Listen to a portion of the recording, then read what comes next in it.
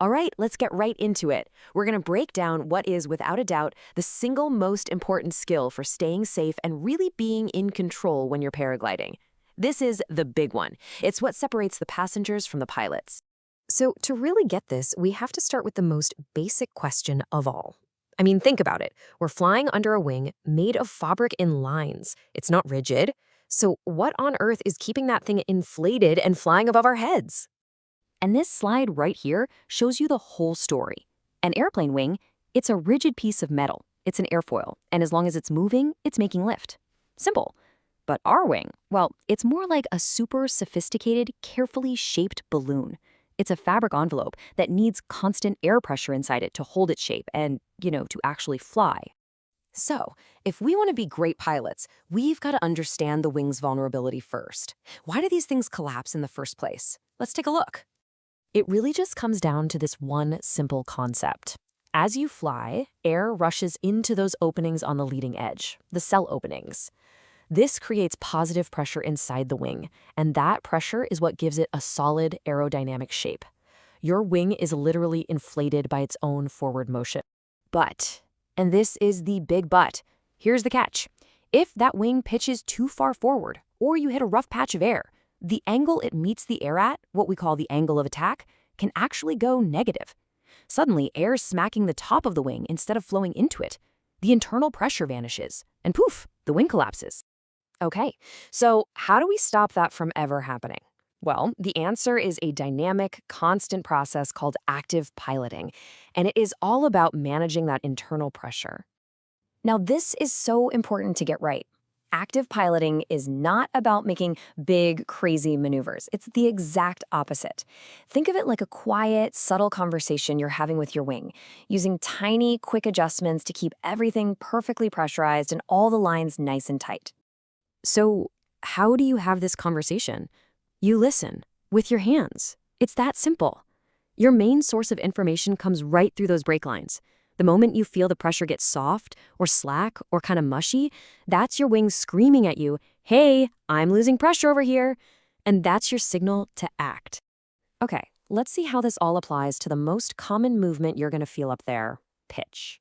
That's the forward and backward pendulum motion of the wing.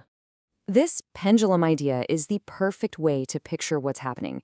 You are the weight, right at the bottom. The wing is the pivot point at the top. And your one and only job is to use your controls to keep that wing right smack over your head. Not in front, not behind, but right on top. So what do you do when the wing surges forward? As it shoots out in front, the lines go slack, and you're headed for a frontal collapse. Your move? A quick, firm jab on both brakes. Just enough to stop it, and then you let go immediately. You're not pulling and holding on for dear life. You're just giving it a little check to stop its dive and bring it back where it belongs. Now, what about the opposite? Let's say the wing falls behind you, maybe as you punch into a thermal. This one feels a little weird at first.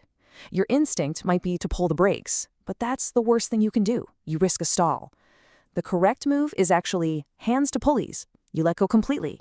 Let the wing dive, pick up speed, and fly right back over your head. Perfect. So we've got forward and back covered. Now let's talk about side-to-side movements, or roll. This is huge because turbulence is sneaky. It almost never hits your whole wing at once. You'll feel this pretty clearly. One brake handle will suddenly feel light, or you'll feel one side of your harness kind of drop. The fix is just as specific. You apply a little bit of brake on that soft side to help it reinflate, and at the exact same time, you shift your weight over to the other side, the inflated side that's still flying. That keeps you balanced and helps the wing sort itself out. So all of this, it comes together in a super simple, really powerful routine that you should be practicing on every single flight until it's just muscle memory. We call it the active flying mantra. It's a 3-step loop that should just be running in the background all the time. First, you look. Glance up at your wing, look for little signs of trouble like ripples in the fabric. Second, you feel. Keep that light, constant contact, feeling for any change in pressure. And third, you react, instantly, with small, quick, and precise inputs. Do this enough and you stop thinking about it. It just becomes how you fly. Here is probably the absolute best mental trick for active piloting I've ever heard. Just imagine there's a string tied from your nose right to the center of your wing's leading edge. Your only job, your mission, is to do whatever it takes to keep that string tight and straight. If you can do that, you've mastered this. Because in the end, it really comes down to this. Are you a passive pilot, just sitting back, holding the toggles, and basically waiting for the air to happen to you? Or are you an active pilot, constantly feeling, anticipating, and adjusting? You're the one in command, flying the wing through the air no matter what it throws at you. And that really is the question, isn't it? It's the one question that active piloting gives you the power to answer every single time you launch. When you master this, you can say with confidence, I am flying the wing. It is never flying me.